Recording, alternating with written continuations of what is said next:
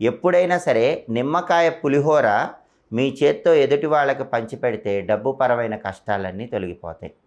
నిమ్మకాయ పులిహోర తీసుకున్న వాళ్ళకి దోషాలు తొలగిపోతాయి, ఇచ్చిన వాళ్ళకు కూడా దోషాలు తొలగిపోతాయి. ఆ శక్తి నిమ్మకాయ పులిహోరకు మాత్రమే ఉంది. కాబట్టి పులిహోర పంచిపెట్టేటప్పుడు చింతపండు పులిహోర కాకుండా నిమ్మకాయ పులిహోర పంచిపెట్టాలి. నిమ్మకాయలు రాహుకేతు స్వరూపాలు. నిమ్మకాయలకి సమస్త దోషాలను తొలగింపజేసే శక్తి ఉంది. కాబట్టి బాగా డబ్బు పరంగా చిన్న కష్టాలు వచ్చినా పెద్ద కష్టాలు వచ్చినా మీ జన్మ నక్షత్రం ఉన్న రోజు, లేదా మీ నామ నక్షత్రం ఉన్న రోజు, లేదా మీరు పుట్టిన తిథి ఉన్న రోజు మీ చేత్తో 11 మందికి నిమ్మకాయ పులిహోర పంచిపెట్టండి. అప్పుడు డబ్బు పరమైన పెద్ద కష్టం నుంచి కానీ చిన్న కష్టం నుంచి కానీ తొందరగా బయటపడవచ్చు.